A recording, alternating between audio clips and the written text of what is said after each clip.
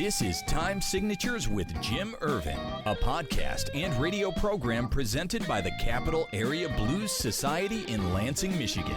Most any contemporary musical style can trace its roots back to the blues.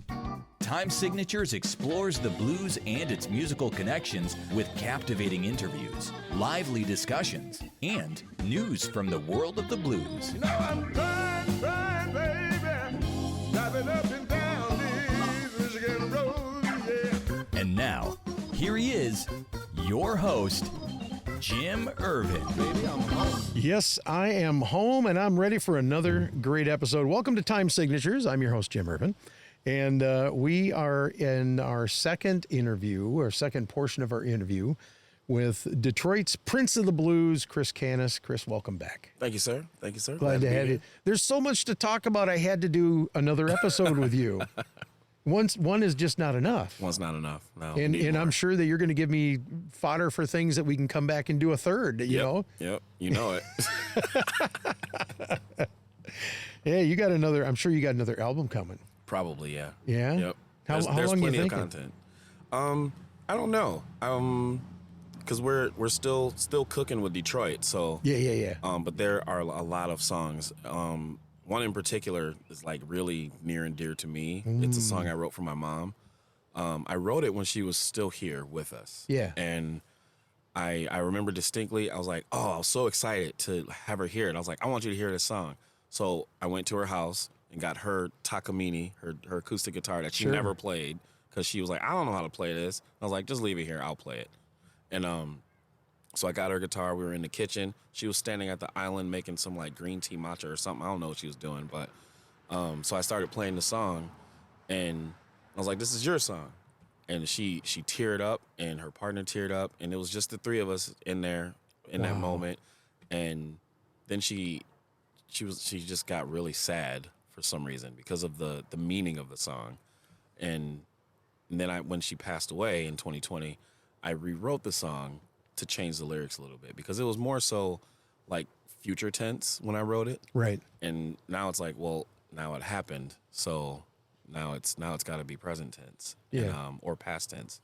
So I rewrote the song and was totally unable to play it for a very long time. I can imagine. And I think I played it on her anniversary, her birth anniversary, on, I think it was maybe a year ago. I played it acoustically because I wrote it acoustically. It's like an acoustic song. And like, I think Amber, I think she still gets upset when I play it. Wow. I get to a certain part, and I can say what it is. The part is like, I try to call you every day, but you're not there anymore. And that's the part that hits me hardest. And that's the part that's hardest for me to sing. I feel you, Amber. And I'm like getting upset thinking about it now, but no, listen, you and she was pivotal, like absolutely pivotal in every decision I made, every choice. And yeah, so. You and I talked about this. I lost my mom July 28th of last year. Yeah, I remember. And so we've got that tie. Right. And I understand that. Right, yeah. Because you don't know you do. How many times I would love to pick up the phone, and I've caught myself and had to say, wait a minute, she's not there. Right. And that overwhelming whatever just comes over you. I don't know. It does. Yeah. My mom, we used to talk every day. Same. And I don't mean to take this down a dark way, but I mean, it's a testimony to the love that we have for our moms. Right. I grew up in a single parent home. Yep. My dad took off when I was 5. She was my rock. She was everything to me. And so when I got older and I was working at General Motors making really good money, there was nothing I wouldn't do for my mom. Yeah. Yep. Nothing. Yep. And she was a wonderful part of my life, and got to meet my kids. And, I regret not being able to be there when she passed, but we talked, and I just told her, because I had heard that the night before, the nurse walked in and said, "Are you having trouble sleeping, Mrs. Stein?" She goes, "Nope, I'm just sitting here talking to Jesus." And I thought, wow. I mean, I worked in hospice for 4.5 years as a hospice aide. Yeah. that was one of the most beautiful transitions I'd ever heard of. And it was my mom, Right. you know? Right. So while we're talking about mom, Yeah. Yeah. talk about, I'm assuming the 67 is poignant because that was the year she was born? Yeah. Okay. So tell me about your guitar. Well, the guitar is I bought that guitar like right after she passed, and it was supposed to be just, you know, symbolic. I wasn't gonna like use it. I was just gonna have it, and it would be part of her shrine that I have in my house right now. Sure. And but it didn't feel right to just have it just be there. She wouldn't want me to do that. So instead of, because she was on stage with me for literally 25 years. Like, I actually was able to find some video, and I got to Yeah. tell you, it's such a cool thing to be able to see. Yeah, she was a rock star. Like, Yeah. like total rock star, and was just the sweetest human being like you'd ever meet. She was awesome. And so I got this guitar, and I always wanted a Gibson anyway. So I've been on this long journey of people telling me, oh yeah, your guitar is crap, you have to have a Gibson. Oh yeah, that guitar is no good, you have to get a Gibson. And it's like, but they don't stay in tune very well, you know, sometimes. So I, you know, I've had many guitars, and but this one I was like, I'm gonna get a Gibson to honor my mom. That's what I'll do. And I have her ashes in the guitar itself. So you actually sent the guitar to Gibson. So they were able to put the ashes in the guitar for me so that I could have Mom on stage. That is so damn cool. That is so cool. Yep. And for people that, you know, I didn't know that story until I saw you down at the Dark Horse Brewing Company when you played down there for the smoke off. Mm-hmm. And somebody had told me about your guitar, and I thought, I'm going to ask him, you know, if he wants to share with me. You know, it's just it's part of me to talk about things like that, because I love honoring family members that are no longer here. Mm-hmm. And I think that's because of, you know, the work that I did in hospice and whatnot. Yeah. But I think it's a cool damn thing. Yeah. Because your mom, like you said, spent so many years on stage with you. Yep, reluctantly at first, because that first time, she like I said, she would record me at the jams, and so I was like, you know, I finally formed a band and, you know, convinced some guys to play with me, who, mind you, at Top of the Park last week or 2 weeks ago, one of those members came back. Wow. He had moved to Chicago for 15, 20 years, and then he literally came up to me and was like, hey, do you remember me? And I was like, you look like Kevin. Are you Kevin? He's like, yeah. I was like, I used to play with you at the Attic in Hamtramck. I was like, yeah, I know. You were my first bass player ever. Like, why did you leave? I wanted to say, but I was like, nah, it's cool. He's got kids now. But anyway. So that is so cool. Yeah, so it's, yeah. And awesome. And that guitar has got such personality. Yeah. And I know that it's doing weird things. Yeah, it's like it's turning colors. It is turning colors, and they can't figure out why. No one can tell me why. I've looked it up a million times, like, because a guitar is made and it's like wood and then paint and then sealed, and you seal it, right? So it's sealed with nitrocellulose. And I don't know what's going on. I thought it was maybe because I wear so much black or leather or whatever, but it's not turning black. It's like a dark purple. Yes. Which is weird, because no one can tell me why it's doing that first, because it's like, to me, okay, if it's rubbing off, it should rub the varnish off first, and then it should rub the paint, right, and then there should be wood exposed. But people keep, oh no, they put a black coat on it before they painted it white. It's like, no they didn't, because I can see the grain through it.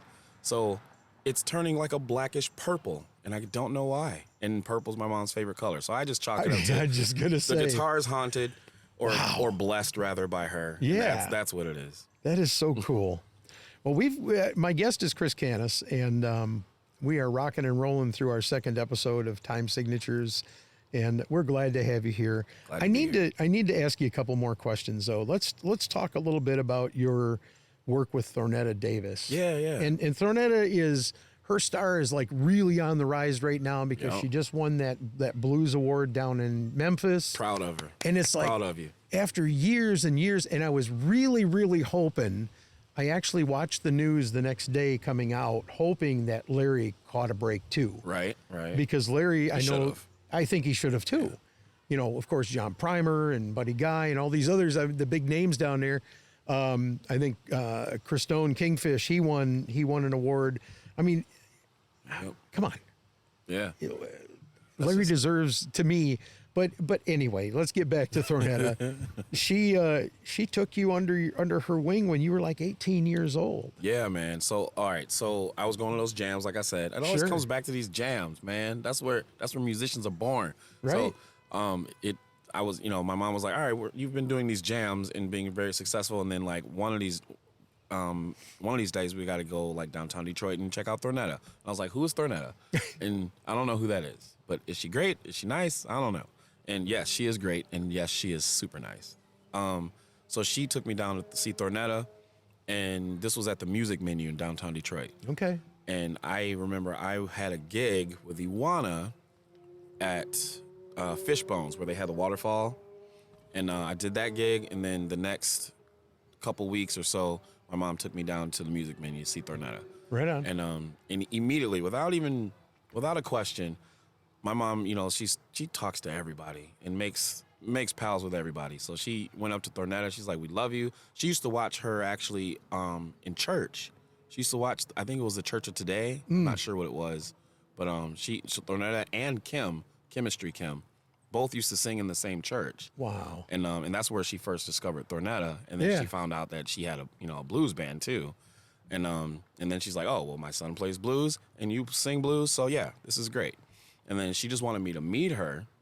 So she introduces me to Thornetta, and then we talk, and then she's like, "Well, do you want to come up and play?" And I was like, "Whoa, wait, what? You want me to play?" "No, I don't. I'm not coming up there with you." She's like, "No, just come on and play." See, I got a hard time believing that. Man. Knowing the Chris Canas that I know. Go on, go ahead. Shoot, man. I was like, I'm not playing up there with y'all, but it's like, because a lot of time, to me, it's like I go to see other musicians. I don't expect to play. I just go to see other musicians, and I can never get away with it. They're like, "Oh no, you came. You're playing. We're putting you to work like right now." So I went and played, and I'll never forget. Brett Lucas was on freaking fire, because he's always on freaking fire. And Chuck Bartels on freaking fire. Julian Van Slyke on freaking fire, and these were like gods to me. These guys were just the greatest ever, and they're super professional, super nice. And Brett let me play his guitar, and I was like, "Wow, you're letting me play your old like 60-something Gibson standard? Are you crazy? Like Honeyburst? Like, no, bro, I'm not touching that. I'm not worthy of that yet." So I played it anyway, and it was great, and yeah, changed my life. I was like, all right, this is solidified what I want to do for the rest of my life. I want to play guitars and hang out with awesome people and talk to awesome people and give my emotions through music to everyone, and hopefully somebody can like find happiness or closure or something out of it. Something. Absolutely. And you talk about your stuff taking off and your star rising and getting on your way. You won the Ann Arbor Talent Show. Yeah. Won the Kalamazoo Valley Blues Association's Challenge. Yes, indeed. In 2010, winner of the Detroit Blues Challenge in 2012 and 2014. And you said you've been a semifinalist several times at IBC? So with Memphis is a little weird. So Sure. Memphis, you get down there, and then you have to play for like 5 days or whatever. So the first 2 days is like a quarterfinal or sub-final. They got so many different terms for their performances. I don't know. I can't keep track half the time. But we basically get to the end, almost got to the end, like the semifinals before the finals, every single year. And every single year, we were wiped out by the group that won the finals. Every single time. Wow. Where it started to feel a little weird to me. And my mom was like, "What's going on? Why are we always put with the winners this of close, the group? This close every time? Yeah. Is it on purpose? We don't know. We were conspiracy theorists back then. We didn't. So finally, and me, I'm like, I don't want to do this anymore. It's like, let's just focus on what we want to do and not what everyone else wants us to do. Right. Like, let's just do that. So, and I was like, all right, we'll do it one more time. And the one more time we did it, we won Detroit, but we were already scheduled to be in Florida. So my keyboard player at the time, he had scheduled us. He was like, "Oh, we can just do the Florida Blues Challenge, and we'll just do it as like a showcase, just to show who we are down in Florida." Because he had a business up here, in a house up here, and in Florida. So, long story short, we won both in the same year. And Wow. I, being the person I am, is like, I don't know if this is legal, so let me call the president. So I called Joe Whitmer, the president at the time of the Blues Foundation. Right. And I was like, hey, is this cool? Like, we won 2, so what do we do? Do we get 2 just spots? represent 2 or like, because I would rather just give one of them away to the runner-up. And, I think that's fair. Right, That's what you should do. He's like, well, this hasn't happened before. I was like, oh, sorry. So what do I do? And I was like, you know what? Never mind. I'll just give it to Florida because we won first in Detroit. And then Florida was mad at me for a minute and was like, why did you even bother? It's like, I didn't know I was going to win down here. So, oh well.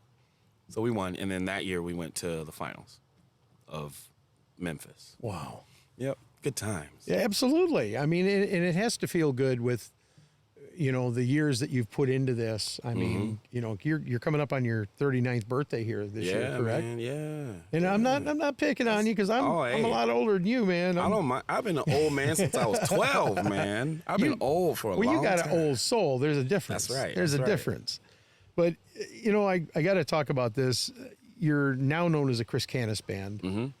You used to be known as, and I got to read this from the paper because I'll never get it right if I don't. You want me to do it? Sure. All right. The hyperdynamic Chris Canas Blues Revolution. That's what we used to be. And then I shortened it to the Chris Canas Blues Revolution. And then it was C2BR, so Chris Canas BR. And then I was like, you know what? I don't need the BR. We'll just be Chris Canas Band. And so, like 4 iterations later, it was Chris Canas Band. And the thing is, I mentioned this to you before we recorded that the hyperdynamic blues revolution really fits you because, and Amber so poignantly pointed out, there's a difference between the Chris Canas when he's not on stage and the Chris Canas when he's on stage. And I got to tell you, man, the thing that cranked me up when I first saw you down in Albion at the Brick Wall. Mm-hmm. You just came shot out of a cannon. And it was that way for an hour and a half. Yeah, man, 90-minute sets. You didn't, Who does 90-minute sets? Okay, this is the reason. A lot of people like gripe on me about it. They're like, man, we need breaks and stuff. Like people, especially people that sit in. And I always find it funny when guys like, they see the band and they're like, musicians are like, I can do that. And, and they see, okay, these guys aren't really doing much or whatever. And then they're like, hey, man, if you need a bass player, let me know. And I'm like, okay, bet. So whenever DC takes off, I call those people. And then they sit in and they're like, I don't know how y'all do this. Like, what? Did you do this every time? Serious stamina. It's every single show. And we do 90-minute sets. And I don't consider them like set 1, set 2, set 3, like most people. Right. It's show 1 and show 2. Right. So if you come in on the first, at the beginning of the show, you get a full-fledged roller coaster show. And then if you came in on like the second set, for instance, second show, it's the same. You get the same quality no matter what. Yep. So like a lot of times you do one set and then you take a break and then you do another set and you take a break, you do another set. It's like you're just getting geared up. You're just getting to that point of excitement and comfort and groove at that like hour mark. But then most guys are taking a break right there where we push through it. Right. And then you get these magical moments of stamina and creativity, and your mind is I call it flow, musical flow. Oh, You're absolutely. just flowing, like kind of like when Jordan like is in the zone. A basketball player or somebody is in the zone. Yep. You can't stop them at that point. Yeah. It's just you just let them go. Just move. Just let them score because we can't do anything. Because you're on fire. And the thing that I liked about the thing that I like about your musical style is you're not a quote unquote traditional blues musician. Right. However, you bring a lot of the traditional blues flavor to your music. Right. But then you've also got that on fire, almost like a blues rock. Mm-hmm. And then you've got the purists out there going, well, I don't like Joe Bonamassa because he's not traditional blues. Yeah. I like Joe Bonamassa. I like Chris Canas because of the fact that it's, you can bring the traditional blues, but then you can bring the other stuff too. Right. And even when you do a cover, it's fun. Yeah.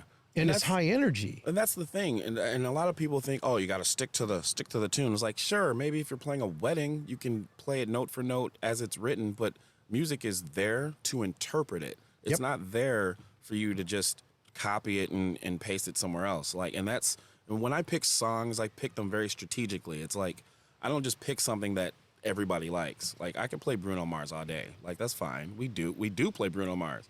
But it's like, am I connected to what he's saying, though? Not really. But, like a B.B. King, Nobody Loves Me But My Mother, and She Could Be Jiving Too. Yeah, I connect to that a little bit more, because it's happened. Maybe not my mom. She would never not jive me or whatever. But it's just, you have to, a lot of guys just stand up there and play, and I prefer to dig deep into the song to get to the root of what the artist was actually feeling at the time. Right. Because that's what I want people to do with my stuff.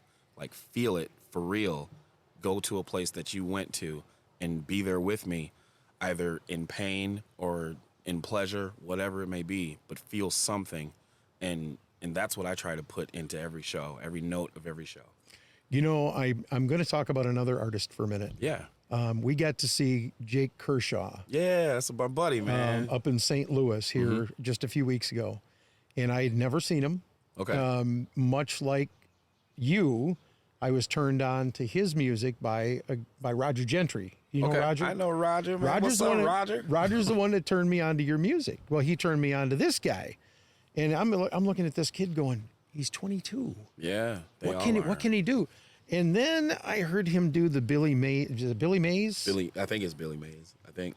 Have you ever loved a woman? Yeah. Oh my God. Yep. That's a new one for him. He wasn't doing that before, I don't think. If you go to Jake Kershaw's website, and if you're listening, you need to do this too. Scroll down and there's 3 videos at the bottom. Yeah. And if I thought I could pull it up on my phone and run it through this right now and let you hear a little bit of it, it is incredible. I mean, this kid he made you feel. And that's the one of the things that I've always been guilty of, if there's anything to be guilty of, is I have to feel the music. That for me to get involved in it and enjoy it, I have to feel it. And that's what blues speaks to me. Yeah, same.